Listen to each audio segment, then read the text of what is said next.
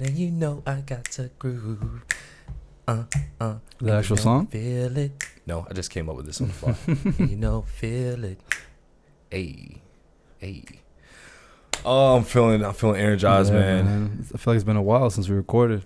Yeah, it has been a while. It's been a while since you and I recorded. It was just us, and we did just like a free form, freestyle sort of podcast. We kind of talked on a couple of topics.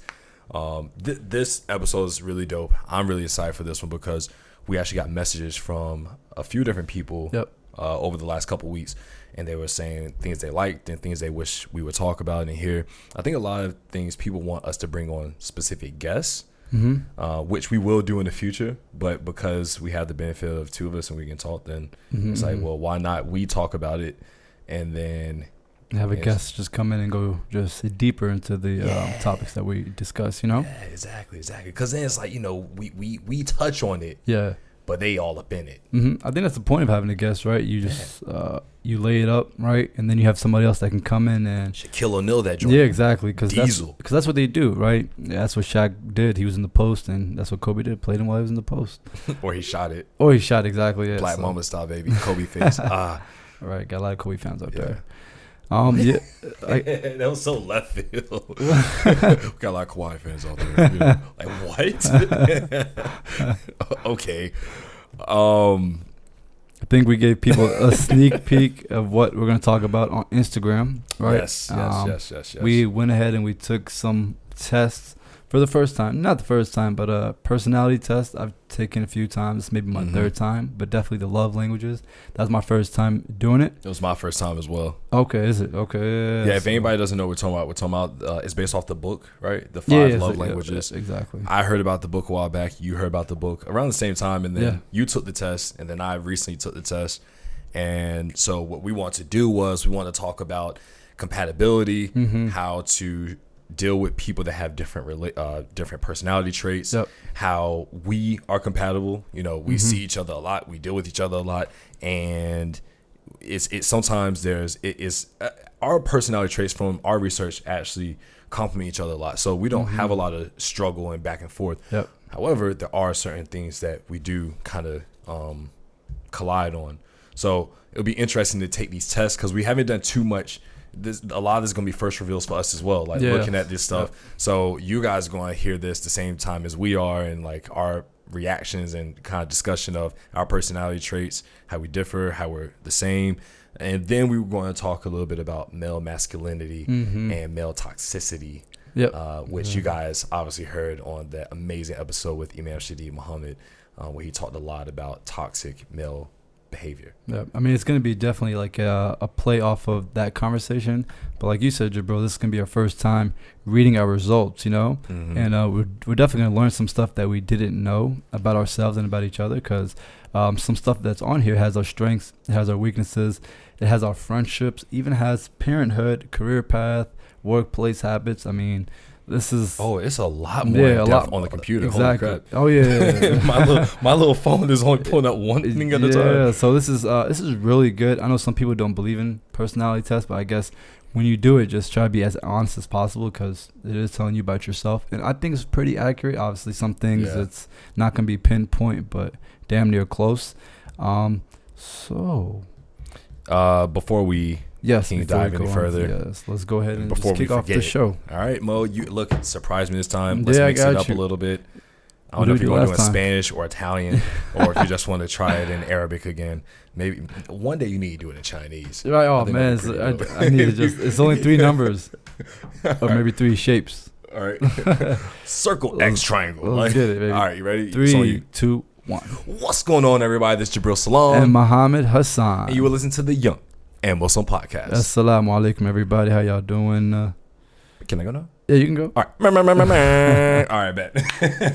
I've been waiting. We're back, baby. We are back. If you guys do not know, doing that is like satisfying. I don't know, maybe it's satisfying for you guys to listen, but the podcast really starts when you get the murmurs out. I'm feeling it's our miraculous intro. right now. It's our intro. Very traditional. Oh yes.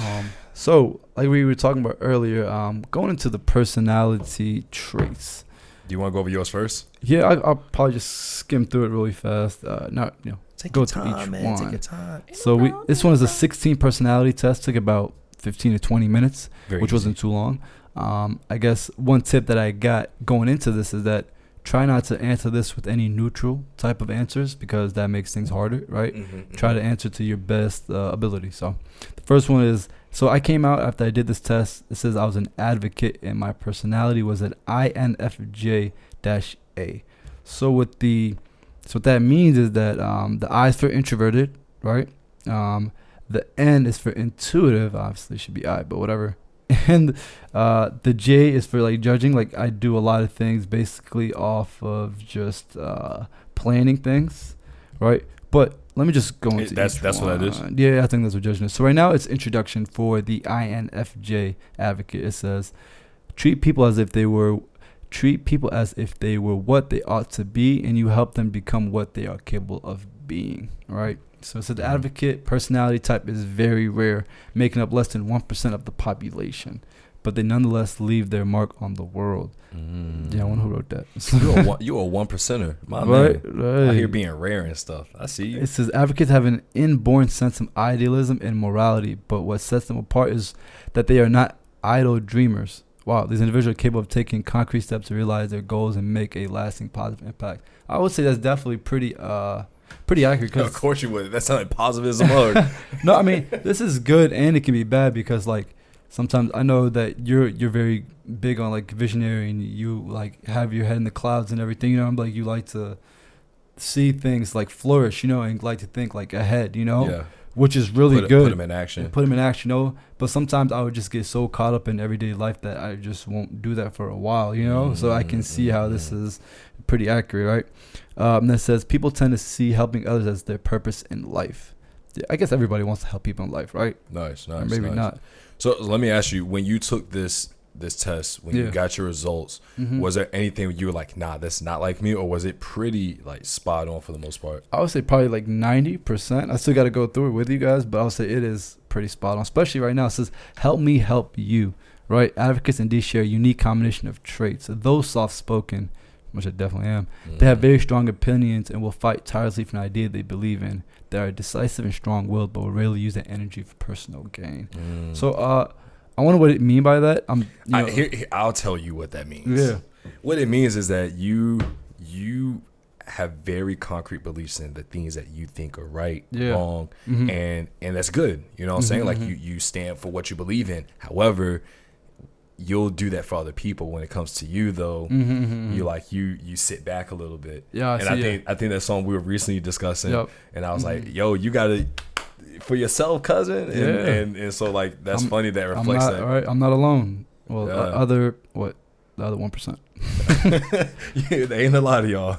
So I mean, that's the intro. I'll definitely go to the strengths and weaknesses. Who are some people that you are like? Yeah, I mean they got Martin Luther King, Nelson Mandela, Mother Teresa, and Marie Kondo. Who is that? Marie Kondo. I know that name, but I can't remember who. And Lady Gaga. Oh, heck nah. Gaga. Oh, la, la. Hey, at least... Who else? You got some more people up there? Can you keep going, or is that what it said? That's about it. Hey, at least the person they said I was like was black. That's the first thing. Well, I mean, for real, one of the dudes I got is Bill Cosby. Oh, no. Pull the Cosby. Oh, man. So if you want to go ahead and you want to do introduction? Okay, yeah. So mine, I am an ENFP-A. What that stands for is I'm an assertive campaigner. I can go in detail with that, but before I go in detail with that, I'll do my letter breakdown. So the E stands for extroverted, intuitive, feeling, prospecting, and I'm assertive. And I am the role of the diplomat, and I have a people mastery. I did a little research on what the people mastery is, and long story short, highly stress resistant type of personality where you maintain confidence through life's challenges, social pressures, and any question of their capabilities, meaning I know I got the juice. These personality types seek social contact and have solid communication skills, feeling at ease when relying on and directing other people. I think that it's like a producer, right? Yeah, definitely on point. People Masters mantra is fearless engagement. To be is to do. This is not a group known for its timid opinions or idleness. Yeah, I move a lot. People masters feel rewarded by stimulation and challenging experiences. They like traveling to see things, people, and places where they can experience a richer understanding of the world around them. Yeah, I think that sums me up perfectly right there. That's on point. Right? Especially with the stuff I've been talking about lately. I'm going to be taking a very spiritual trip that is not Hajj, inshallah, very soon. So you guys may do well for me. Most fall somewhere in the middle, embracing healthy ambition and competition, so long as they play a meaningful part in social circles and leadership. Social interaction plays a big part in people masters happiness. Okay, cool. So you guys that. But when you go to the assertive campaigner, I'm gonna read mine like you read yours. It doesn't interest me what you do for a living. I want to know what you ache for, and if you dare to dream of meeting your heart's longing. It doesn't interest me how old you are. I want to know if you will risk looking like a fool for love. For your dreams, for the adventure of being alive. I am the campaigner. I am a ENFP. I've never heard of a campaigner before, so that's interesting, you know? Yeah, man. I never knew what that was. Interesting. So, all right. So it says, Oriah Mountain Dreamer. I guess that was what that quote was from. So the campaigner personality is a true free spirit. They are often the life of the party, but unlike other types in the explorer role group, campaigners are less interested in the sheer excitement and pleasure of the moment than they are in the enjoyment of the social and emotional connections they make with others. Charming, independent, energetic, and compassionate, the 7% of the population that they comprise can certainly be felt in any crowd. You can change the world with just an idea. So would you think that was pretty accurate? Yeah, I think it's definitely. I mean, I've done this before. And I got the same thing as I did last time I did. I think the last time I did it was like 3 or 4 years ago. I got the same thing, and I really haven't changed much from that time. The thing is, I don't think my personality's changed, but I definitely have matured, and I've shifted in certain aspects. Right, I think with mine, it says like I'm extremely extroverted, 82%, and I think it has been the same throughout. But I feel as though because you and I are friends, and we talk about that in the compatibility research, we trade off characteristics. So because you're a little bit more reserved and more thoughtful, I've imbibed some of those characteristics as well.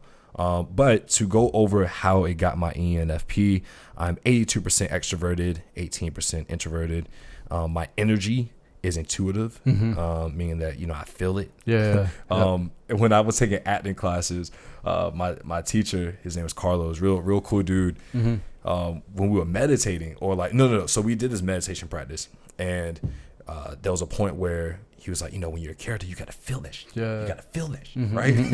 And I remember I did this exercise because I was one of the people. I was like, I'll do every exercise, it is. Yeah, trying to get better. So he gave me this real hard one. Really? Like, this real hard character to portray. And I just looked at him and I was like, bro, like this. And he looked at me and said, just feel that. And I was like, all right, I can do this. Just feel it. I was like, bet. Intuitive individuals are very imaginative, open-minded, and curious. They prefer novelty over stability and focus on hidden meanings and future possibilities. Yeah, that is me. To a fault, almost. Your nature, the trait determines how we make decisions and cope with emotions, is mainly feeling. Tactics is prospecting. So you're mostly prospecting. Prospecting individuals are very good at improvising and spotting opportunities. They tend to be flexible, relaxed, non-conformists who prefer keeping their options open. And identity is assertive. Assertive individuals are self-assured, even-tempered, and resistant to stress. They refuse to worry too much and do not push themselves too hard when it comes to achieving goals. And we both got that, which I think is pretty dope. Turbulent was a little bit of the opposite, which I mean, I feel like nobody wants to be turbulent. Turbulent means like you're just like off the rails, and you're like you're hot, you're like stress, which is funny because I don't think I stress that much, but I also think I stress a lot. It's crazy to kind of. But you don't think everybody gets to that point, like that turbulent point? I guess other people have different ways of coping with it. Well, I think that's why they give you a percentage, right? Like, I'm not 50-50, but I'm 56% assertive. So that means that there's a 44% turbulent side of me that's like going crazy. You know what I'm saying? I think this is really cool, man, because it gives you like the people you're like. Oh, the people I'm like, Robert Downey Jr., Robin Williams, Quentin Tarantino, Russell Brand, Will Smith. Hey. All actors. Yeah, all actors. Kelly Clarkson, who's a singer. Meg Ryan. Oh, bro, this is the best one. This is my favorite. Ooh. Michael Scott from The Office. Spider-Man. And then is there Peter Malark? He's, if you guys know that from The Hunger Games. It's actually a very good movie. Who else am I like? Willy Wonka. Dang. Yo, he was crazy. He was crazy. I don't know if I want to be like Willy Wonka, bro. I believe what he created. Yeah. All right. No, I like that. That's dope. You want to hop into the strengths and weaknesses? Yeah. Let's do that. What are your strengths, my man? It's creative, but it's a different type of being creative. It says combining a vivid imagination with a strong sense of compassion. Advocates use their creativity to resolve not technical challenge but human ones. So that's funny because I feel like that's what I do. I'm not the most technical when it comes to anything, right? Audio, IT, but definitely know how to solve human problems, which is usually the core and the core root and cause of any problem. You know what I mean? It says they enjoy finding the perfect solution for someone they care about. So what's funny? It says you would make an excellent counselor and advisor, and you were actually talking about that yesterday. Yeah, like you want to be like an advisor, like do counseling. Mm-hmm. No. You said not counseling. It was consulting. Consulting. Yeah. But I wanted to be coming out of college, I was thinking about being a counselor for schools, but they don't make any money. You say, yo, F them kids. I can still help them later on. Forget them kids, bro. I'm good. Insightful, seeing through dishonesty and disingenuous motives. This one is pretty. It says advocates step past manipulation and sales tactics and into a more honest discussion.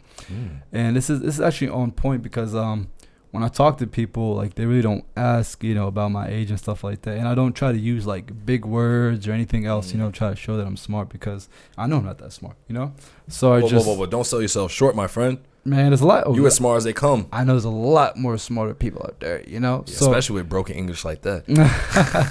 So the best thing to do is have an honest discussion because people can feel it. So that's on point. That's on for point. sure. Inspiring and convincing. But I like it. So speaking in human terms, not technical, So when people think about convincing, it's not like in a manipulating fashion because people will do that. But it's more just like having a fluid, inspirational, just way to speak with people. And it says they can be astonishingly good orators, which I had to work towards, Yeah. At least in public, I feel like I've always been a good orator in private, just like talking to people one-on-one. But it's been hard.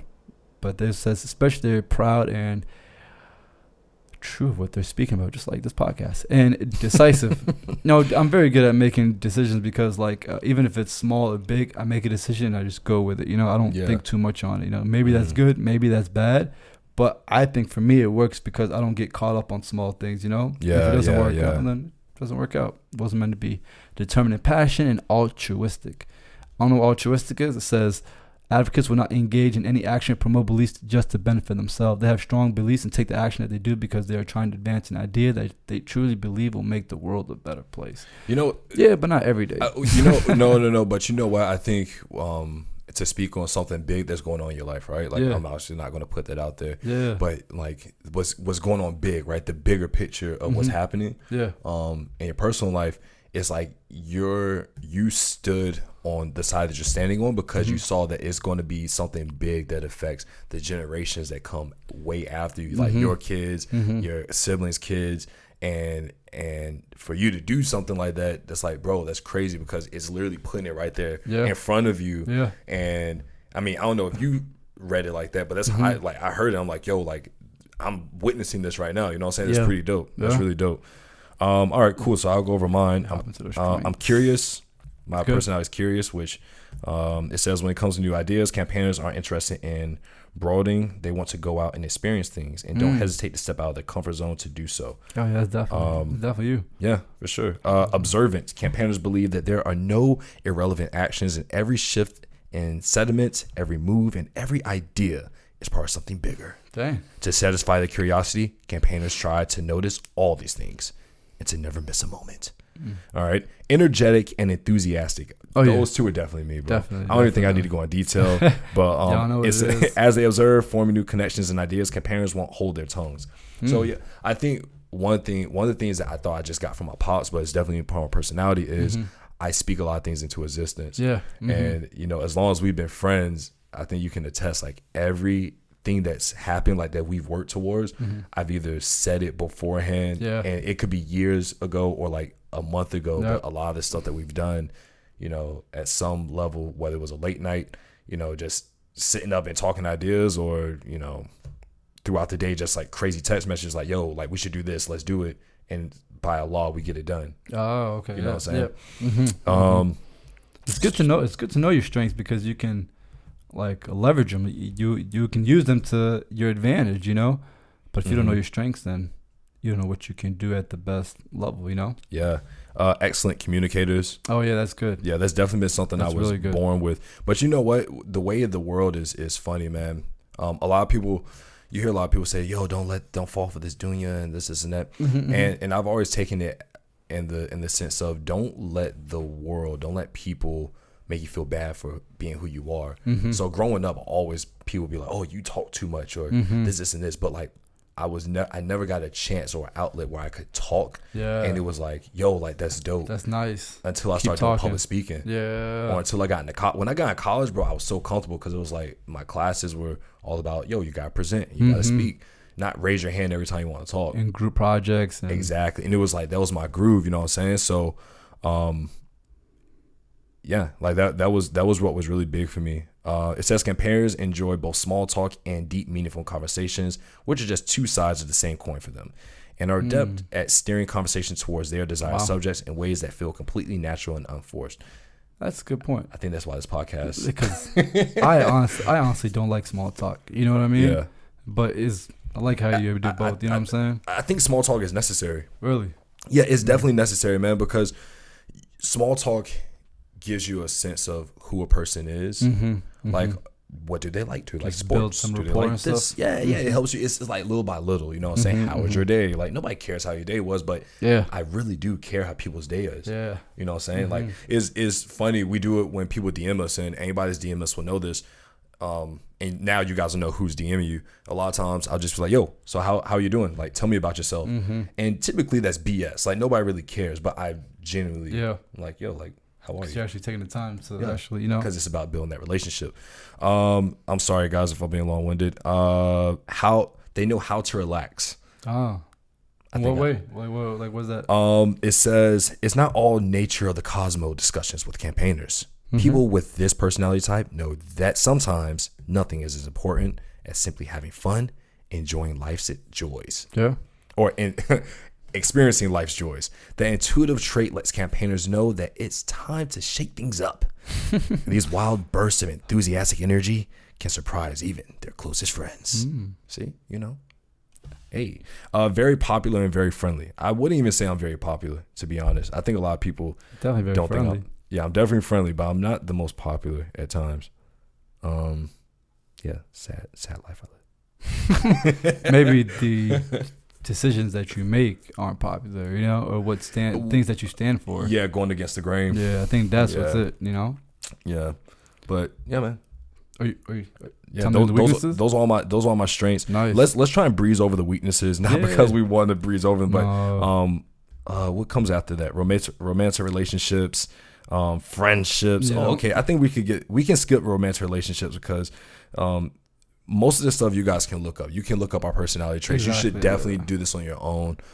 Friendships be good, because, you know, it'll define. And they'll lead us into like what we're talking about. So go ahead with your weaknesses, bro. What are your weaknesses looking like? The weakness is sensitive. I don't think I'm sensitive, so I don't know if that's right. But it just says, it says questioning their motives is the quickest way to their bad side. You know. So I do like that, because, like, when I'm doing something, it's like, I don't want to say it's never for something, a gain, you know, but isn't like ill intent. You know what I'm saying? So you're pretty upfront about. Well, no, I wouldn't say you're upfront about things. No, I mean, it's what it says. It's extremely private. It says right here. So, very nice. Extremely private. Advocates tend to present themselves as a culmination of ideas. This is probably because they believe in this idea, but also because they're extremely private when it comes to the personal life. I am really private. Hold on. Trusting a new friend can be even more challenging for advocates. Yeah. So when we first met, bro, you did not talk to me at all, bro. You would think we're at a Methodist school and there's 2 Muslims there, and you're like, yo, we gotta stick together, bruh. This dude did not talk to me at all. The only time we talked was when it was time to break fast that first month of school. Right. But no, man, that's dope. Yeah. That's So, dope. but they saw this as a weakness. I don't think it's a weakness all the time. It can be bad, right? Because if you don't share with people, it's hard to relate and find people that are struggling with you. So it can be a little bit both. A perfectionist, that's definitely not true. Let's skip that. Always need to have a cause. Not always, but definitely for the most part, I definitely have to say that. And can burn out easily. I think this definitely could be true. Over the last 2 months, I think we've both seen that a little bit. Yep. So it says, are likely to exhaust themselves in short order if they don't find a way to balance their ideals with the realities of day-to-day living. That could be it. But those are the weaknesses. I'll definitely give it a 3 out of 5. Good job. So mine, poor practical skills. When it comes to convincing ideas and starting projects, especially involving other people, parents have exceptional talent. Unfortunately, their skills with upkeep, administration, and follow through on those project struggles. Without more hands-on people to help push day-to-day things along, parents' ideas are likely to remain just that, ideas. I think that's why we work so well, because I, like you said, I'm in the cloud and you're in the dirt, and it's not 100%. No, it's not, it can't be. Yeah, but it's like we both work, but we know what our roles are. Exactly. So I think that's pretty dope. And I mean, look, it sucks to look at your weaknesses and be like, because you want to be like, nah, that's not me. But my head's in the clouds a lot. Find it difficult to focus. Parents are natural explorers of interpersonal connections and philosophy, but this backfires when they need to be done. Is this TPS reporting sitting right in front of them? Oh, okay. It's hard for parents to maintain interest as tasks just towards routine, administrative matters, and away from broader concepts. I think that's partially true. I was about to say definitely partially. Yeah, because when I need to get things done, I know you how will. to. Exactly. I know how to get things done. Man, this hurts. These people are overthink things. I think that one contradicts with the strength of know how to relax. But I do I'm sorry. Not this one, the next one. Overthink things. I think I definitely do, because I always am trying to figure out how to take the micro and fit into the macro. I do. So I'm always overthinking that. Get stressed easily. Probably not how is it easily. Yeah, I don't get stressed easily, but I do stress things. No. So if I see something, I'm very particular with it. Like, for instance, when we do videos and stuff like that, it could be one little thing, and I will make sure I get that right. Yeah, I see. You know what I'm saying? And we've seen that multiple times. We'll finish something. There is a difference. I see what you're saying. Yeah, especially with the audio. Think about what we just went through, right? And you're like, oh, we're done. I was like, no. And that can get stressful. You know what I'm saying? It gets stressful. Highly emotional. While emotional expression is healthy and natural, with campaigners even viewing it as a core part of their identity, it can come out strongly enough to cause problems for this personality type. Particularly when under stress, criticism, and conflict, campaigners can experience emotional bursts that are counterproductive at best. It's happened before. Not so much now. I think that's faded with maturity. Independent to a fault. Independent to a fault. Well, yeah. I loathe being micromanaged, and I hate heavy-handed rules. They want to be seen as highly independent masters of their own fates, even processors of altruistic wisdom that goes beyond draconian law. I don't know what that is. The challenge for campaigners is that they live in a world with checks and balances, a pill they are not happy to swallow. Yeah, I don't like to be bound. I really don't. I play by the tune my own fiddle. There's one of my favorite quotes is by Django, played by Jamie Foxx in Django Unchained, where they were in Mississippi, him and Dr. Schultz, and he was basically he was taking this role of being this badass. Yeah, I remember that part. And the Dr. Schultz pulled him aside. He's like, yo, you gotta calm down. He said, look, you told me that I gotta play dirty. In this world, I gotta play dirty, so that's what I'm gonna do. Right? This is my world, and I gotta play dirty. Yep. And that's how I do it. You know what I'm saying? So yeah, I think those fit me pretty well. In there. After that, we'll go into the friendships portion, which isn't too long. We'll definitely don't want to bore you out to death at all, but this is definitely pretty interesting. Well, let me ask you this. Before we go into all that, I don't want to keep reading this stuff, right? Yeah. how do you feel about this? We've complimented each other with these. We've got these tests, right? Yeah. And we're the only reason we're doing this is because we want to encourage people to take these tests, learn about themselves, learn how your parents, like learn how people around you interact with these different personality types, right? How do you feel you've interacted with different people? How do you go about interacting with different people? Now that you've seen this, right? Yeah. How do you feel you deal with people that are just different than you? I mean, I think everybody is different in their own way. But I like what they said right here. Friendships is the most I can do for my friend is simply be his friend, you know? So sometimes just being there, I know how to kind of just be there for people. They just need to talk, you know? Sometimes I may not know what to say, but sometimes just not saying anything is the best thing, right? And for the most part, people just want to vent. That's one thing that I learned, you know? They don't want to actually hear you or have you give them advice. They just want somebody to listen to you, right? Because a lot of people aren't really listening to them or understanding them. So that's what I try to do for like my mother, my sister, my friends, just be there, you know? But this one right here is actually on point, and I maybe want to work with it. But it says people with the advocate personality type are unlikely to go for friendships of circumstance. That's true. I just don't like. It says that what? Are unlikely to go for friendships of circumstance. What's that? Right, they avoid situations like workplace, social circles, or chatting up their local baristas, where the only thing they really have in common is regular contact. You know, I mean, that definitely. You go for depth. Yeah, I really don't go for like meaningless friendships. But the problem is that I could miss out on meeting a good person. You know, but that's just something I'd have to just work on. Yeah, right? We're definitely different, bro. Because I'll get to know the person that works at the 7-Eleven and be like, yo, how's your kids? All right, that's cool. All right, see you next time I'm here. I might not see you for 2 years, but I'm going to remember that and be like, yo, like how things rolling. It says, as with other relationships, campaigners view their friendships as opportunities to experience another angle of the universe and tend to imbue potential friendships with that weighty and idealistic quality. So yeah, I think that every person you meet is another opportunity to open up another story. And that's what I think is interesting about the podcast. Like meeting all these people and be like, yo, like, what's your story? Like, tell me a little bit about this. And, I think that's pretty dope. Yes. I live with an exciting adventure, very outgoing, and I take pride in getting to know more reserved personalities. Their ability to tune into others and speak their language with that characteristic infectious enthusiasm helps them in this endeavor, and the allure of mystery that reserved types, especially introverted intuitives, bring to the table will keep campaigners intrigued for years. My man.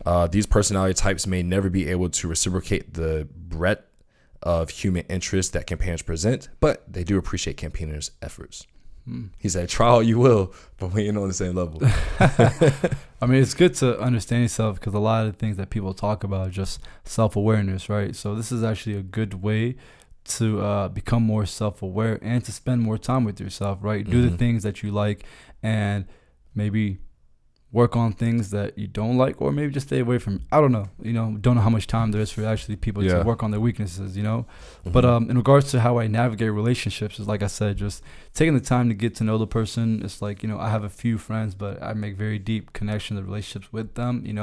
It's like I wish I could provide that same energy for other people. I'm just starting to learn how to do that with the podcast. That definitely has helped me, because if it wasn't for that, I really would just stick with the same people, you know what I mean, and help them out for the rest of their lives. So thank God for the podcast, and it kind of helping broaden that for me. What about you? How have you been able to navigate relationships and kind of? I think giving everybody their piece of your time and understanding what makes them tick, right? And that's why I said the small talk works, because like even with my sisters, right? Yeah. Like I love my sisters, but they're so much younger than me that things they talk about don't interest me. Yeah. But I do know that by taking the time to listen and have small talk and listen to them complain or their excitement, things and stuff like that will benefit like longer term. And I do that with a lot of people. There's a lot of times like, I'll be in conversation with somebody and like what they're saying is just like, oh man, I need to leave. But I hold, like, a piece of me just holds on to that conversation because I'm like, they're going to say something that either changes my day or next time I see them, you know, I can ask them about it, or I over anticipate conversations. Wow. You know, that's only been to my benefit. It's never been to my detriment. Just like earlier today, you know, we're talking with Miss Marie that I live down upstairs from, and last time I talked with her, we talked about a lot of the same stuff. But I was like, I'm not going to rush her. Like, she might say one thing that like changes the complexion of the entire rest of the night. Yeah, or I learned something different. Like, she was talking about the Bakke ruling, right? from the Supreme Court. Yeah, from Supreme Court. Like, I knew nothing about that, right?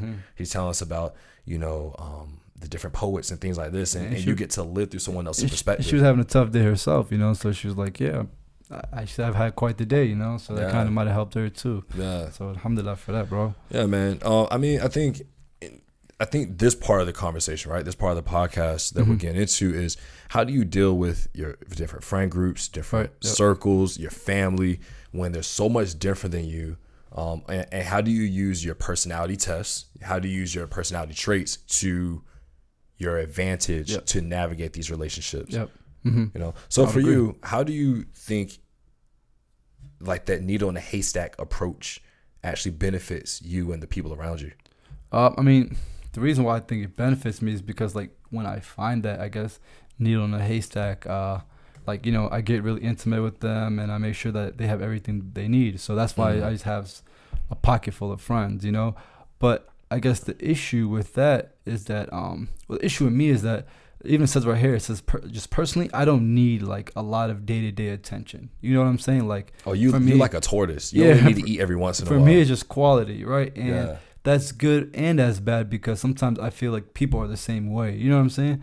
But the problem, some people need to be checked on every single day. Not in a bad way, but that's just what their personality. That's their personality. And sometimes I forget them. Like, damn, this person needs so much attention. But I'm like, dang, this is who they are, right? I'm just not the same way. Like, you check on me in the morning, and that's it. Like, I'm good, right? Like, you know, it's funny, when we were in school, your pops used to call, and your conversations be so quick. Your dad be like, Muhammad, are you good? Yeah, Dad, I'm good. You eat? Yeah, I ate, Dad. You got money? Yeah, Dad, I got money. Okay, goodbye. Exactly. That's quick. That's all I need. That quickness. What's funny is you and I, we contrast in that, because like I came to realize, especially with the previous job I had, that you know, when I was at the coffee shop, we didn't have a lot of customers. It was a small town, very slow traffic, and it was driving me miserable. I was going crazy because I thrive off of regular human contact. Yes. And one thing that I want anybody listening to this to take away is that don't be ashamed of who you are and your personality type, because the more you embrace it and the more you try and play off your strengths and try and understand your weaknesses, not so much trying to strengthen your weaknesses, but understand them, the better off you'll be. Because a lot of us are made to be ashamed of the way we are, you know what I'm saying? Instead of embracing it. Exactly. Like, when you think about school, everything's standardized. So if you aren't in this standard, if you're not in this line, then you are either weird or something's wrong with you. But we're here to tell you that's not true, guys. At all. And then the message of Al-Islam, the message of the Prophet, peace and prayers be upon him, was that we're so different, we're so vast, we're so grandiose in our differences. That's what makes us the same. That everybody's different. Everybody has to be compassionate and empathetic and so on. We're going to get into that. But it's like the perfect segue into this. You know, dealing with different personality types and dealing with different people, you have to take a very methodical approach.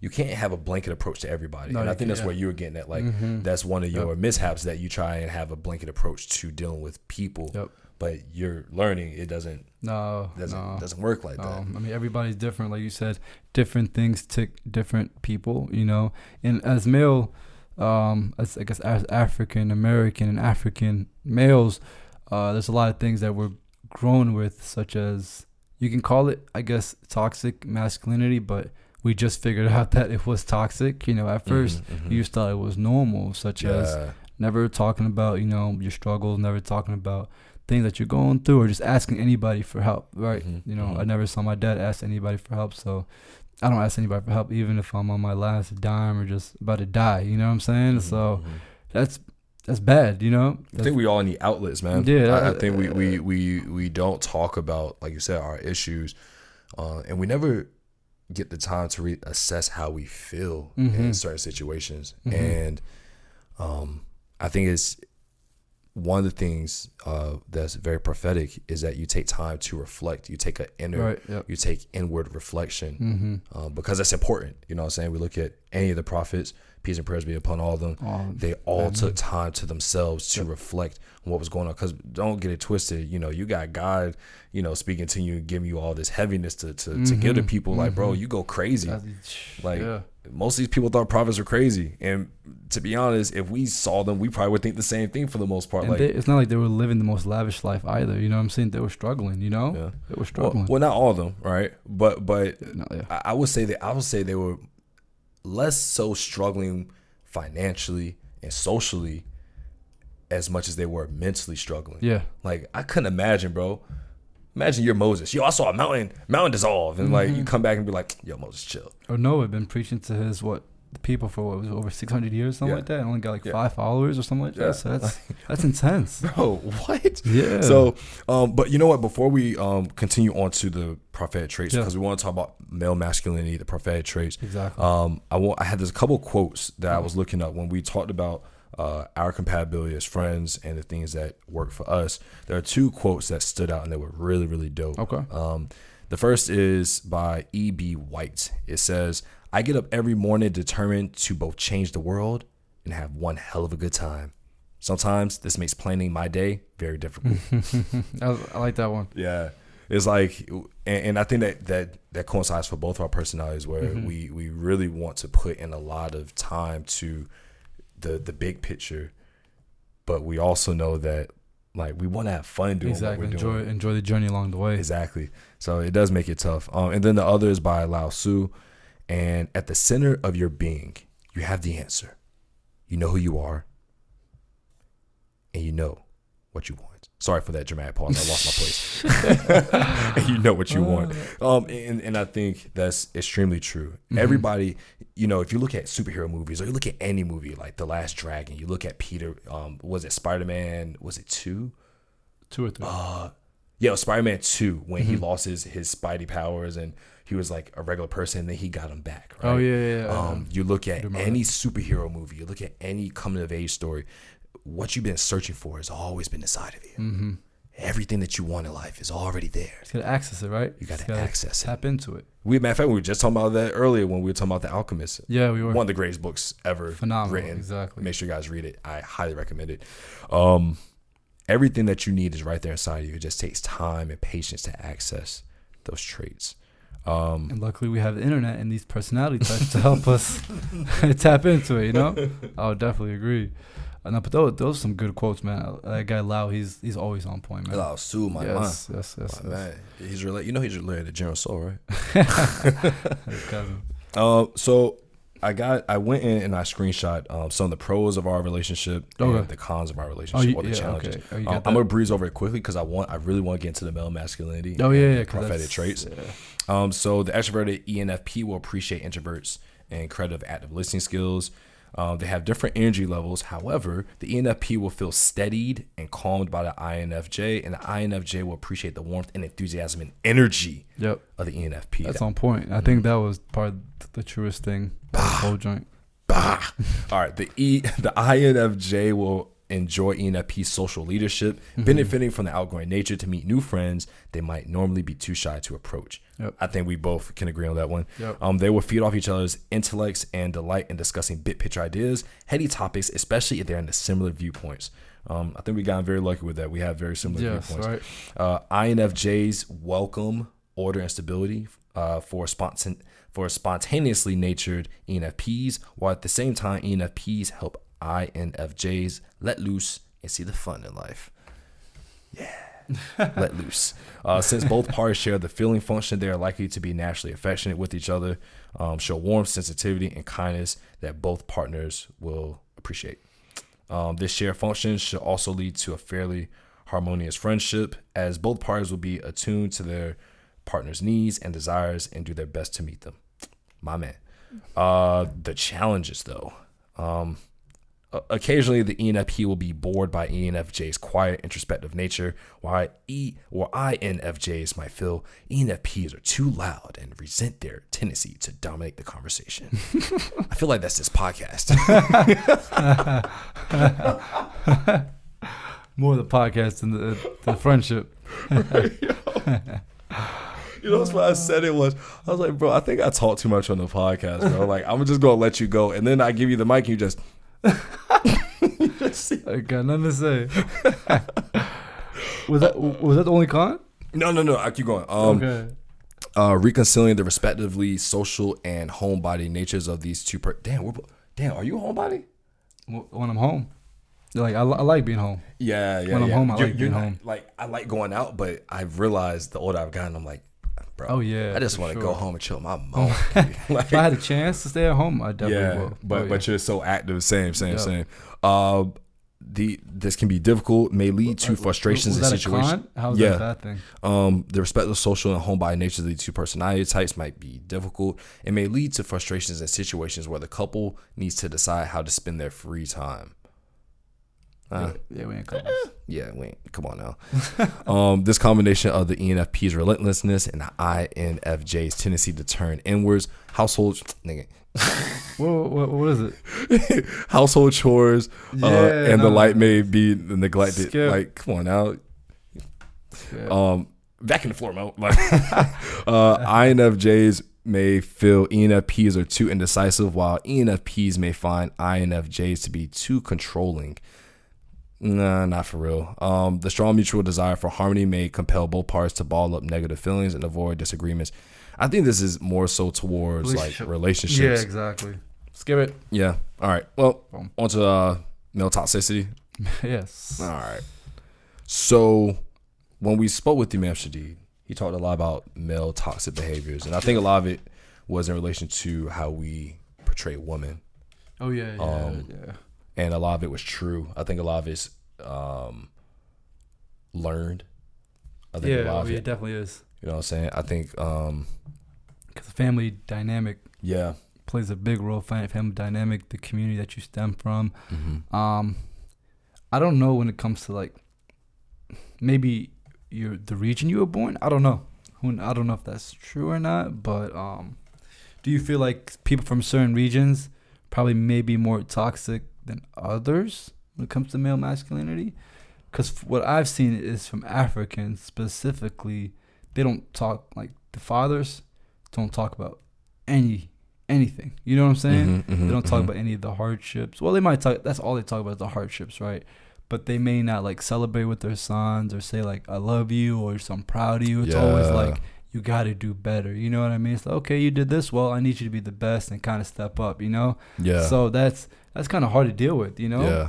Because they think that they tell their son like I love you, you're doing a good job. Like, oh, he's gonna be a sissy. I gotta be hard on him. He's gonna be soft. I had a hard life. I mean, how do you feel about that? If you had do you think that's another thing of male masculinity? Because you had a tough life. That's really toxic, bro. You had a tough life. You can be like, yo, son, I'm sorry, but you gonna go through some shit too. There's a line, right? Yeah. You have to be extremely compassionate and you have to be extremely loving to those around you without babying them.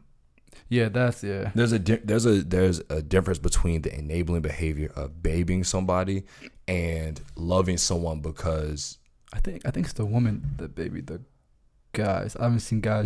The fathers really baby. Right. You don't think.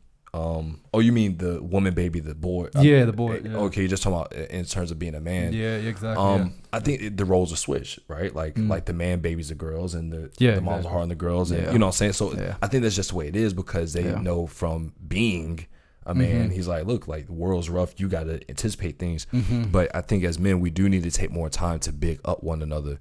A lot of times we're very heavy handed with one another. Like, when's the last time? Men? Like, you're talking about friends? Yeah, okay. Towards guys, like your friends. When's the last time you guys told your best friends, yo, I love you?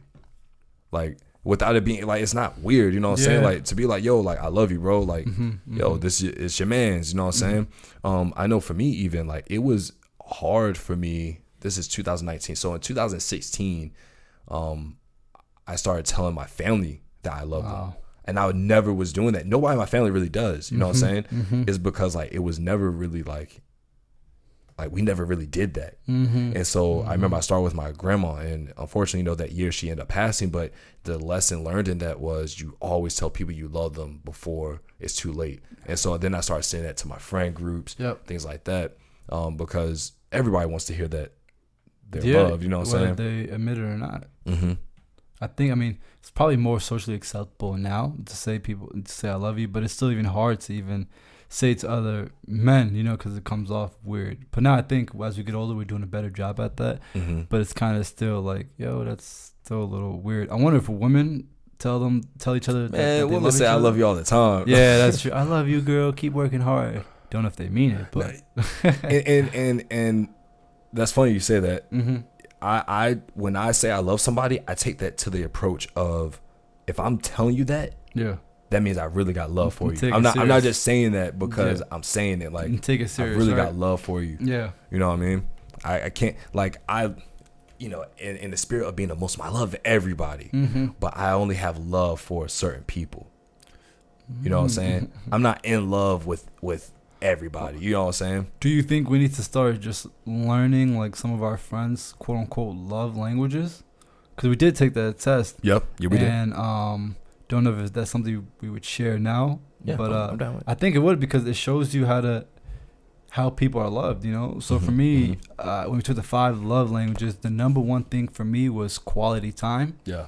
That was number one, because that's, as you guys see from my personality test, that's all that matters, right? Quality time, you know, dictates everything for me. So after quality time, the second one after it wasn't words of affirmation. It was personal touch, then words of affirmation. And personal touch wasn't anything like so sexual or anything crazy. No, it was like sometimes when you're having a hard time, you just want to be held. You know what I'm saying? Or just pat on the back. And that may sound weird, but think about it. Like, you're talking about being held, and like I said, you guys know this. My man's like to be a little spoon. No, not even grew up, you know, without like living without my mom for about 10 years. So I didn't. My fault, bro. I didn't even crack the joke. Like, no, not even. Dang, but think about it. From the age of 8 to 18, you weren't getting hugged and told that, you know, love you and stuff like that. You know, so now that you get there, you're like, oh man, this feels so good. You know, and I think a lot of people are like that. You know, that feel that way. They like that intimacy. They like the intimacy with, you know, their family, their partners, their friends, you know. So now, alhamdulillah, I'm glad I have that, but now I know that I need that because I was missing it for so long, you know. So that's what I was saying in regards to personal touch, you know, just, you know, like when I'm walking out, you know, I may, you know, hold my mom's hand, hug her, you know, I'm with my sisters and have it on my arm, you know what I mean? Stuff like that. Like, that's pretty important. That was what's up. Yeah. Oh, what were your top 2? My top 2 was quality time and words of affirmation. Okay. So I think it was a very fitting. Time. What do you mean? What type of words of affirmation? Do you need somebody to pick you up or just cheer you on? Nah, I think that's not. I don't think I need it as much as I give it. Oh, okay. You know what I'm saying? So like I communicate. That's how you show love. Yeah, I show love with words of affirmation. For me, I think I thrive off of quality time and acts of service more so than the words of affirmation. Okay, because I would, like, Habibti, if you out there listening, right? Just so you know,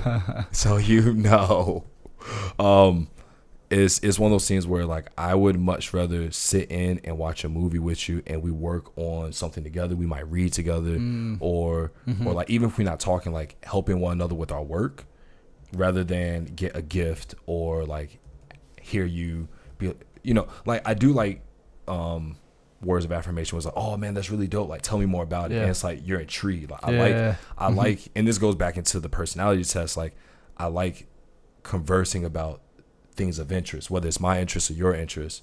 So those words of affirmation isn't just like good job. It's more like, oh, let's discuss that more. Like, you want to learn about black holes? Yeah, I'm down. Yeah, let's learn about black holes. You want to learn about spirituality in the world and Sufism? Spend like quality time doing that. That's a good point. You know what I mean? I like how you loop that back in. So with that, because physical touch and gifts are not my thing though. No, so gifts are not my thing either. I really don't like gifts. Just give me a soccer ball every year for my birthday and I'll be happy. But do you think, guys, going back to it, do you think we give each other enough gifts? I mean, outside of birthdays and weddings, we never get each other's gifts, you know. Bro, if I invite you over to play FIFA and I don't skunk you, that's a gift. But you think about it, we was watching a video, I think you showed me, from Nipsey, and somebody on his team just did something and he bought him a watch. You know what I mean? Yeah, brought them a Rolex. Yeah. Obviously, that's different because there's levels to this, but like, when have you just bought your friend something just cause? You know what I'm saying? Your homies. Mm-hmm. I think that's very rare, you know? Yeah. I'm sorry about that. Go ahead, keep going. You're good. So, especially for me, I do not like gifts, but if you did give me a gift, I would not be mad.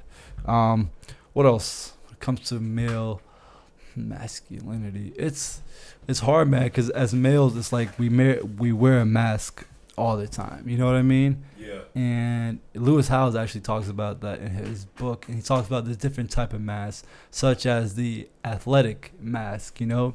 And that mask is actually pretty important because as guys, we're very competitive, you know? Yeah. We're willing to lose to somebody else that is a guy that's all right, but not willing to lose to a girl that's really good at something, you know? So it's like, if you... Really? Yeah. You feel like that? Well, I mean, okay, so for example, I play soccer, right? Yeah. And I'm a goalie. If me and Ham scored a goal on me, I would feel some sort of way. And then one of my... and a good, but that's just a problem with me, you know. So if you guys come at me, I understand that's an issue, you know. So I don't know why that is. Stick fight with Ep.64 and she whoop you. Like, feel some type of way. Me and Ham's one of the best soccer players on the planet. Forget male or female, you know what I mean? She just hands down. But I would still feel some sort of way. You know. Well, you kind of talked about it today. You're talking about somebody. If a girl crossed you up, you wouldn't let that happen. No, well, where I was coming at from that perspective was, I was like, look, I just want to see how that would go down. Like, if you can cross me, you can shake me, like, you got it. Like, okay. I don't play. But ball. How can we question a girl if a guy's like, yeah, I got skills? Like, bro, all right. I've questioned the dudes too. I was like, okay, you can shoot, but can you dribble? Like, what's your skills like? Okay. Like, but then again, I'm not the best.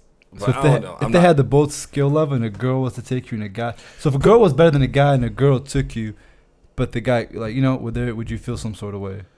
Put it this way. Yeah. I'll reverse this. I would have more pride in shaking a dude than shaking a girl. Okay.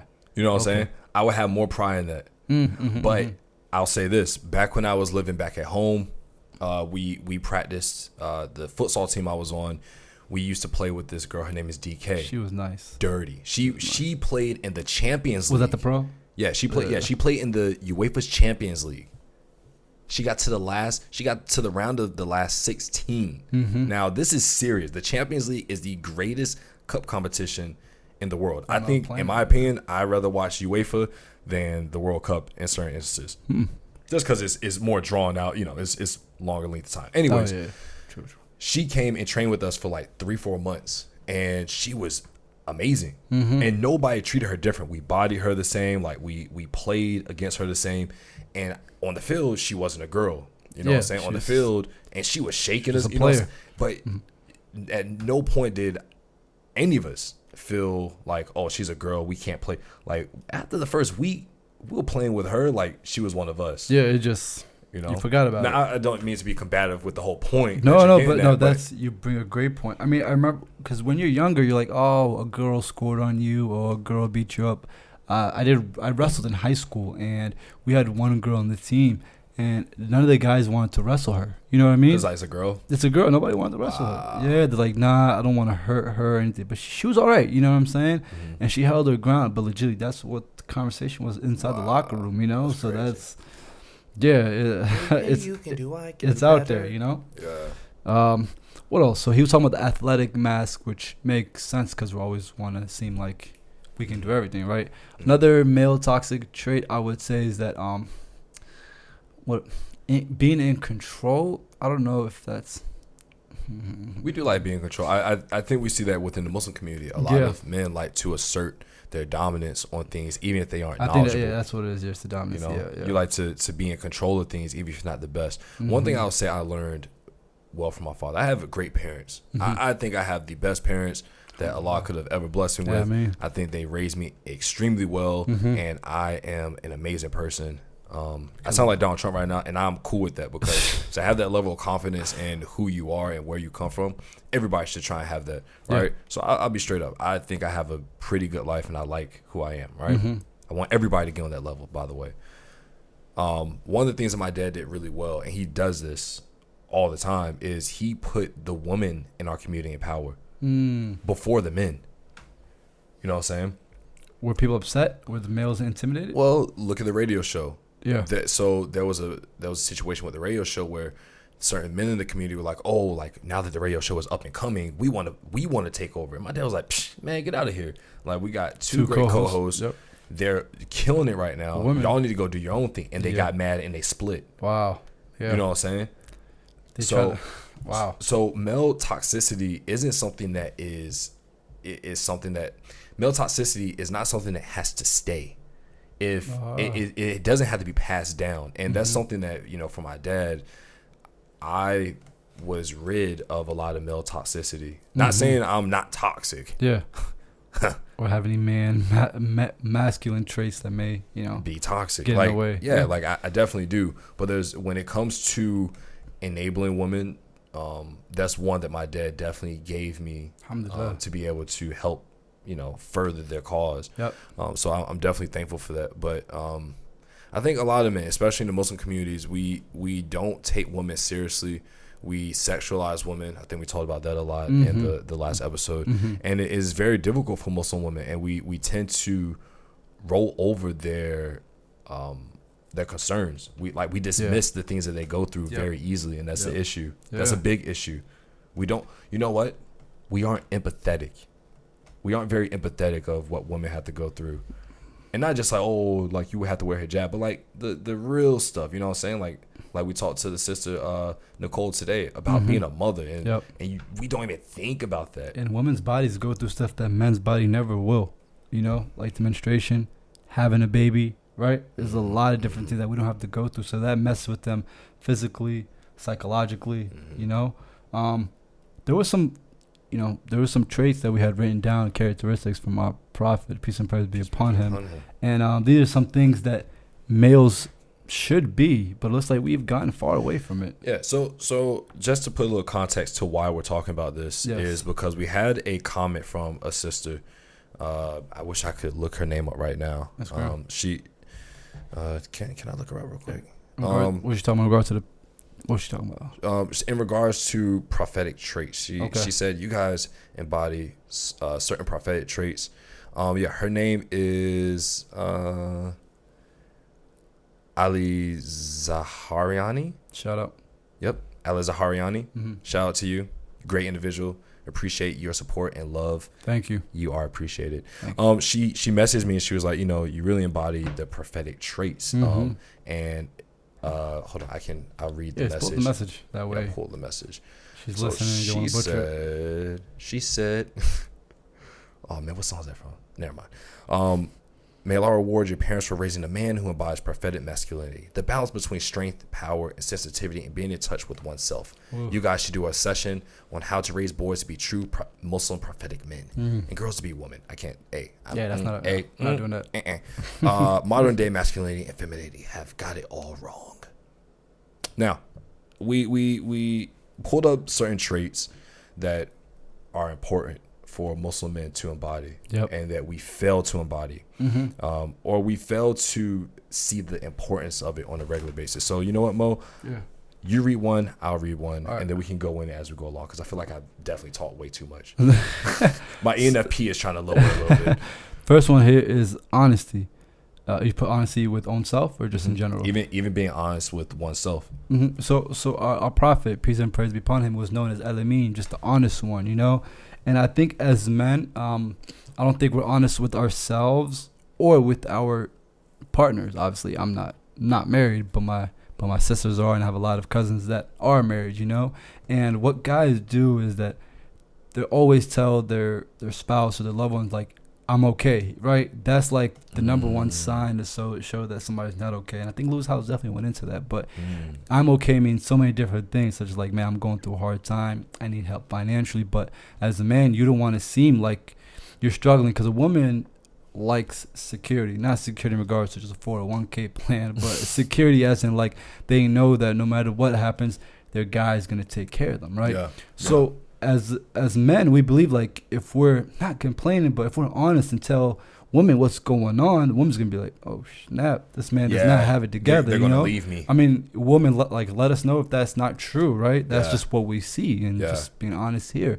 Another thing, what I would say is that when it comes to honesty, it's hard, right? Because what we try to do, being honest means that you gotta be vulnerable, right?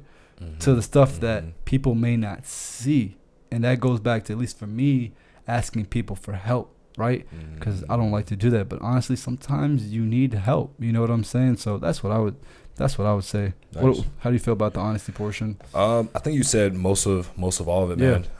I don't want to beat a dead horse with a stick.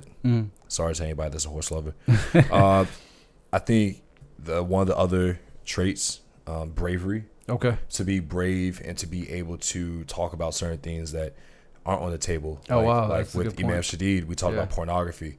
And that's something that a lot of people aren't brave enough to dive into because it's a very vulnerable topic for a lot of us. It's a very embarrassing topic for a lot of us. Inshallah, we will do one as well for you guys about pornography. And just many other topics, not just that one. But I think when you look at the prophets, to be able to, Malcolm X has a quote, I'm for truth no matter who is for or against. I'm for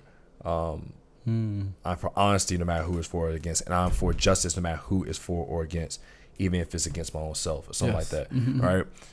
Sorry if I butchered that quote. I don't have it in front of me. But to stand up for something and die for it is brave. Yeah, it is brave. Anybody who's putting themselves out there on social media and talking on something, my man Sean King, we were looking at his stuff before we started. That's a brave guy. That's a very, very brave guy. Yeah. When we look at the big imams and the leaders of our recent generations, those are brave people. Yep. So I think that takes a lot of bravery. Even on a smaller scale, like you have people that are brave that are standing up for their sisters. I mean, shout out to Noor. She's out in California, this Muslim Girls podcast. She said that when she first started, her parents said no, but she said that her brother was an advocate and was brave enough to stand up for her and like, hey, mom, this is a really good thing. Let her do it. Look how many people that she can help. And that worked out, you know what I'm saying? But as guys, we need to be brave enough to kind of stand up for our women, right? And even if it's standing up against your parents, your uncle, people in the community, that it's hard to do, but it's much needed, If you don't do it, then it's going to be a repeated cycle of toxic. Absolutely. I wouldn't even say toxic masculinity. I would just say toxic cultural beliefs. Yep. Good. On point. Do you want to go to the next one? Compassion? The next one is compassion. I mean, I don't know. I think just say it and leave. Yeah. I mean, I think a lot of guys are compassionate, No. You don't think so? No, I think there's a lot of guys that are cold. There's a lot of guys that don't show love. Compassion in what way? Like compassion for life, for work, for religion, for God, you know what I'm saying? All just think about how many people don't sit down and smell the roses. Yeah, you know what I'm saying? Like you aren't compassionate in how you deal with people. I think compassion and the other one was being empathetic. A lot of people don't have empathy for other people and their feelings. A lot of people don't have empathy for situations, especially in the Muslim community. Sadly, I remember when Nipsey passed, somebody asked if he was Muslim, and somebody said no. He's like, all right, then he to deserve what he's getting. You know what I mean? Yeah, he just got shot. You know what I mean? In front of his friends and family at his business. You know what I'm saying? His kid. What kind of that still hurts me to this day. So bro. To say something like that, like you said, where's the compassion? Where's the empathy? To even ask that type of question. A lot of Muslims don't have compassion for people who aren't Muslim, and it's sick. Absolutely. It's sick because one of the quotes, and I'll pull this one out right now, is pull it up. It says, sorry for the wait, everybody. He wants to be accurate. I want to be accurate. Yes. Back me up, Mo. Talk. Fill in. Please wait for him. Feed the hungry and visit a sick person. Okay. And free the captive if he is unjustly confined. Okay. Assist any person oppressed, whether Muslim or non-Muslim. Look at that. Quote from the Prophet. Look at that. That's important. Yeah. Because we as Muslims think that, we only stand for the Muslims. At the end of the day, we're all born Muslim. And certain ones are able to be lucky enough to be born in a Muslim family. Understand this. Some people come back. You self-righteous people. Some of you are lucky that you're born into Muslim families. Right. Like, you're very fortunate. Mm-hmm. And you can't look down on people who weren't fortunate like that and say, oh, you're the kafirs, and you're like, yo, like, we're here to help people. And because they may not have found Islam yet, bro. Exactly. And if you're the only link that they have towards Islam and you're just judging them all the time, like, bro, how they ever going to want to get close to Islam? Good point. I mean, we had the live today with the Salam Girls podcast, but by the time you listen to this, it'll probably still be available. Yeah. But what she was saying is that, like, the reason her convert story was very simple. You know, she heard about Islam and then reached out to the people that were near her. You know, she said she reached out to her Persian friends, reached out to her Arab friends, and think about if those people were just like, oh, like, just kind of shot her down and kind of treated her bad her whole life. She probably had nobody to turn to. And, you know, she's like, you know what? I like the Islam thing, but the Muslims that I know, I don't like the way they're living, you know? This may not be for me, you know? And she could have just skipped it over and not found the religion. So if you look at Muslims, then you would never really fall in love with the religion. Not all Muslims. Not all Muslims, but if you look at, like, the judgmental, the amount of judgment that goes into it, the amount of cultural takeover there is within the religion for a lot of different people, then a lot of people wouldn't be attracted to it. However, that's why you always notice when you talk to people who converted, they always talk about how they did a lot of their own research and they fell in love with it. And, with the knowledge. Yeah. True knowledge, not like, you know, the essence of it, not like any other baggage. Exactly.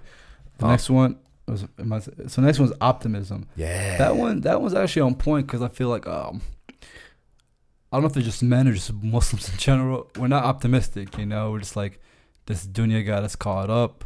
This life is gonna be hard. We're gonna all just die eventually. God. You know, then it's like, dude, you can't, like, think about it. If the Prophet wasn't optimistic, he wouldn't be the greatest leader we ever had. Has billions and billions of followers. You know what I'm saying? He would have given up. He would have just given up. So, and I think that specifically for Muslim men, we're not optimistic about our women, right? And our daughters. We think that, you know, if we give them too much freedom, they're going to turn into what? Just like, you know, hoes and just, all this different stuff, you know, which is crazy because, like, you're not optimistic of what your daughter can be. Rather than that, you get scared and you confine your daughter and you try to get them married or put them in the bubble so you can protect them. But that's not, we can't live that way. Our society cannot evolve and move forward. Yeah, and, you know, throughout the entire Quran, my favorite parts are the part where Allah talks about how He loves those who patiently persevere. And those are actually two prophetic traits, is that the prophets, they persevered. Like, it was very hard. You know, we look at the Prophet, La ilaha illallah, for 13 years. That's it. You know what I'm saying? Just teaching that one simple thing, being ostracized from your home and being ostracized by people that you're trying to help. You know what I'm saying? Being backstabbed by certain people. Family members, you look at Jesus, and you know what I'm saying? When you look at Abraham, As-Salaam, like, when you look at Abraham, this dude was ostracized by his own pops. His father was about to kill him. At that point, what I'm saying? You know? So it's like, when you look at the prophets and you look at their stories, it's verily one where they had to be patient. Look at the story of Moses. This man had to be patient his entire life until he actually had the strength of a man to be able to carry out what he had to carry out. Think about his mother being optimistic. She had to put her son, you know what I mean, in a river, you know, like, and just praying to God that it's gonna work. She had to be patient and persevere through that whole process. Have faith, and she had to be so optimistic because you got to have faith. The faith. Yeah. The prophets were all fair and kind. Oh yeah, we're definitely not fair. Right, we're not fair. We're not fair to ourselves and not fair to others. Men aren't fair. We put a lot of blame on ourselves for stuff that's not even like that. Good point. Men are weird, man. Like, we crave attention, but then we say we don't want attention, and then we get mad at we try and take on all of everything. Yeah, we do. You know what I'm saying? All by ourselves. Yeah, and it's not fair to those around. It's not fair to our loved ones. Fair to our kids. It's not fair to us. I don't have no kids, but it's not fair because you have to share the burden. Sometimes it's easier to share the burden. This is my favorite one. What? We talked about empathy already, so we'll skip over that one. But this is my favorite one, and this is why we're doing Juma cleanup every single Friday until this podcast is never going to be done. We're always going to leave. I'm not going to leave. I'm not leaving. The prophets were all environmentalists. All right, the prophets were all environmentalists. I think we don't hit on that enough. You know? No, absolutely not. See, the Prophet, peace and praise be upon him, said, there is a reward for kindness to every living thing. Every living thing. Everything is living and breathing, ladies and gentlemen. Everything. Trees, animals, the grass, the water. The water's living. Don't get it twisted, right? It's made up of atoms. It's kinetic energy. It's living, baby. You feel me? So we have to be kind, you know. Don't even, there was another quote, I can't remember it verbatim, but it was along the lines of, don't waste water, even if it's flowing even if it's flowing from a running stream. Like, don't be wasteful, you know. And I'm going to read off a few of these other quotes for you guys to take. And I may just take these and post it on story. No, not post it on story, but I'm gonna post it in the comment of like the caption of one of our next photos for this episode. Got it. So I'll just read a few of these because I feel these are super important, and these are some of the characteristics that we need to all take on to be better Muslims, to be better people for ourselves, for our family, for our friends, and just for the ummah, for the world, everybody. All right. The best among you is the one who doesn't harm others with his tongue and or hands. Oh.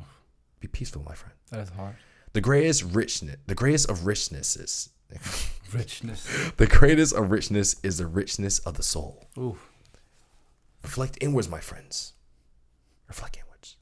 All right. There's a reward for kindness to every living thing. Just read that one. The greatest jihad. Ooh, I like this one. Matter of fact, you read this one, bro, because you were like, ooh. Where is it? That one. Says the greatest jihad, struggle or striving, is to battle your own soul, to fight the evil within yourself. Your own nefs. That's hard because, I mean, when you say evil, they're not talking about evil like, oh my God, I'm out there trying to hurt people. But evil like sometimes you say stuff that you shouldn't have said. I mean, for example, like today I upset my sister. She just came back from Egypt because we talked on the phone and we disagreed on something. And she's like, dude, I just came here, you know. That's one thing you can't do is take back something you said. Yeah. That's just, if you're about to say something, if you're angry, just don't even talk to people. Hold your tongue and walk away. Breathe. Yeah, or just leave. Yeah, exactly. Leave. Go hit the gym, come back and have a conversation because no matter who you are, no matter how good your heart is, or even if you're Mother Teresa, when you're angry, you're going to say some stuff. You're going to say some stuff that may not even be you, you know? Sometimes it may be true, but other times I feel like stuff just comes out, man, because you've been holding in for so long. So. Yeah. Riches are not from an abundance of worldly good, but from a content mind. That's nice. That's on point. I'm not going to finish reading these. I'll put the rest of them with so they can find it post so you guys can find it. Instagram. But there is a story that I do want to share. Shout out to my man Muhammad Kabria. You are the man, my friend. He shared this with me earlier today. Nice. It was a story about Bill Gates. Okay. All of us know and love this man. Some of you don't love him, but he's cool. Someone asked the richest man in the world, Bill Gates, who was the richest man at the time, "Is there anyone richer than you in the world?" Bill Gates replied, "Yes. There's a person who is richer than me." Then he narrated the story. "It's during the time when I wasn't rich or famous. I was at the New York airport when I saw a newspaper vendor. I wanted to buy one newspaper, but found that I didn't have enough of change. So I left the idea of buying and returned it to the vendor. Mm-hmm. I told him of not having the change. The vendor said, 'I am giving you this for free.' On his instance, I took popcorn. On his insistence, I took the newspaper. Coincidentally, after 2 to 3 months, I landed at the same airport, and again, I was in short of change for a newspaper. The vendor offered me the newspaper again. I refused and said that I can't take it for I didn't have change today too. He said, 'You can take it. I'm sharing this from my profit. I won't be at a loss.' I took the newspaper. After 19 years, I became famous and known by people. Suddenly, I remembered that vendor. I began searching for him, and after 1.5 months of searching for him, I found him. I asked him, 'Do you know me?' He said, 'Yes, you're Bill Gates.' I asked him again, 'Do you remember once when you gave me newspaper for free?' The vendor said, 'Yes, I remember. I gave you twice.' I said, 'I want to repay the help you offered me that time. Whatever you want in your life, tell me. I shall fulfill it.' The vendor said, 'Sir, don't you think that by doing so, you won't be able to match my help?' I asked why. He said, I had helped you when I was poor, a poor newspaper vendor, and you are trying to help me now when you have become the richest man in the world. How can your help match mine? That day, I realized that the newspaper vendor is richer than me because he didn't wait to become rich to help someone. People need to understand that the truly rich are those who possess a rich heart rather than lots of money. Wow. It is really important to have a rich heart to help others. Surely that is truthful. Hopefully he still gave him some money though. I'm just gonna buy a newsstand. Take this, Billy. Right.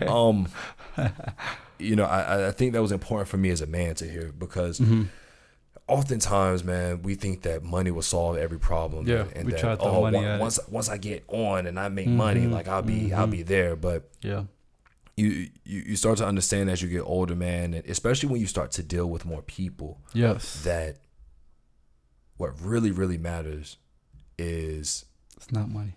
Is how you treat people at the end of the day. Allah's going to ask you about that on the day of judgment. He's not going to ask you how much money you made. He's going to ask you what you did with it. And what you did with it is going to be dependent on where your heart was.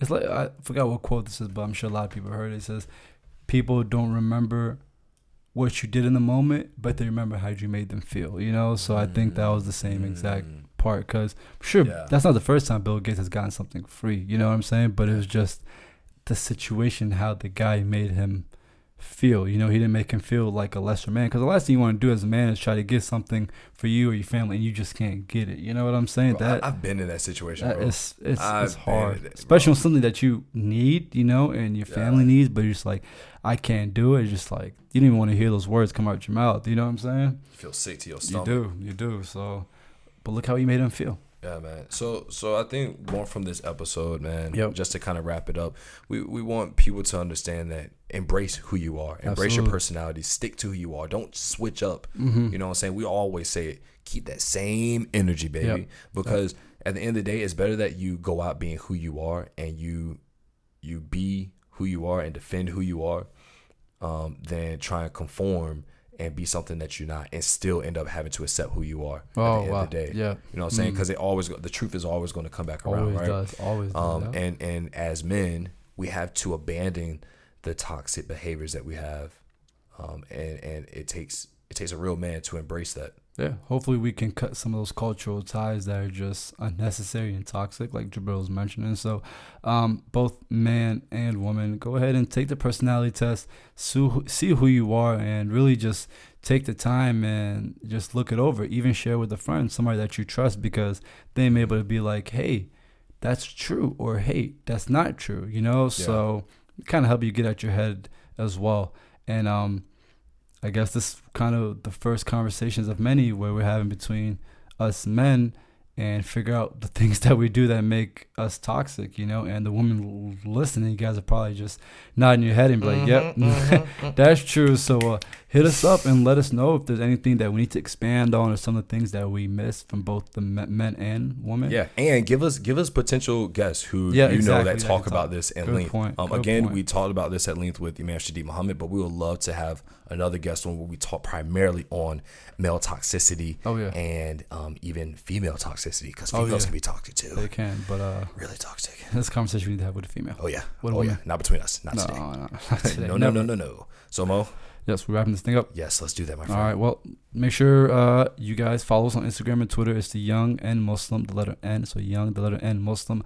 Hopefully we got some new listeners in today from our Live with Salam Girls podcast. Welcome. So, welcome to the family. Once you salam me, then we family. Exactly. Welcome to the Young and Muslim family. And Jibreel, where can they listen to this ad? You guys can listen to us on a plethora of channel, my friends. You can listen to us on YouTube or watch the video. You can listen to us as well on SoundCloud and Apple iTunes, as well as Google Play and all other listening services, except for Spotify. Inshallah, it'll come soon. Inshallah soon.